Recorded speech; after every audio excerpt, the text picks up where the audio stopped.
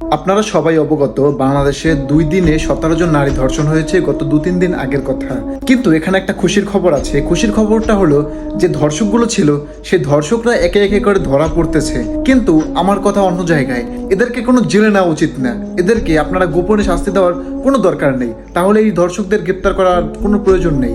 যদি এই ধর্ষকদের সঠিক বিচার করতে চান তাহলে ওপেনলি পাবলিক প্লেসে এনে সবার সামনে হয়তোবা ক্রুজ ফায়ার দিতে হবে, নয়তোবা অন্য কোনো দৃষ্টান্তমূলক শাস্তি দিতে হবে, যাতে পুরো বাংলাদেশের সকল ধর্ষকরা এটা দেখে নিজেদেরকে ঠিক করে নেয় আগে থেকেই, নয়তোবা পরবর্তীতে অনেক বড় কিছু হয়ে যেতে পারে।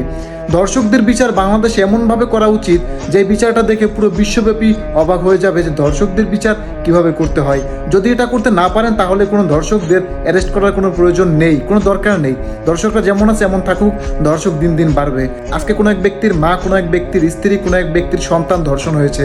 আপনার ঘরের কেউ ধর্ষণ হয়নি বিধায় আপনি বুঝতেছেন না। আপনার ঘরের কেউ যদি কখনো ধর্ষণ হয় তখন আপনি বুঝবেন এর ব্যথাটা কতটা কঠিন।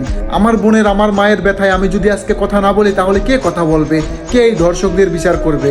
আর আপনারা যে ধরনের বিচার করেন, এ ধরনের বিচার কোনো প্রয়োজন নেই আমাদের বাংলাদেশে। যদি বিচার করতেই হয় করার মতো করেন, হয়তো কোনো প্রয়োজন নেই। পুরো বাংলাদেশের মানুষ চাচ্ছে আপনারা যদি বিচার করারই হয় তাহলে জনসম্মুখে এনে সবাইকে দেখিয়ে একটা সব থেকে কঠিন বিচারটা করুন, যাতে প্রতিটা ধর্ষক নিজে থেকেই শুধরিয়ে যায়। এবং প্রতিটি ধর্ষকের শাস্তি হওয়া উচিত জীবন সমতুল্য শাস্তি। ধর্ষকদের বিরুদ্ধে সবাইকে কথা বলতে হবে, ধর্ষকদের বিরুদ্ধে সবাইকে রুখে দাঁড়াতে হবে, তাহলে ধর্ষকদের দমন করা যাবে। ধর্ষকদের যদি কোথাও কেউ ধরতে পারেন তাহলে পুলিশকে দেবেন না, সেনাবাহিনীকে দেবেন না, যেখানে পাবেন সেখানে ধোলাই দিয়ে মেরে ফেলবেন। কারণ ধর্ষকদের বাঁচার কোনো অধিকার নেই। ধর্ষক সে ধর্ষক, সে কখনো মানুষ হতে পারে না।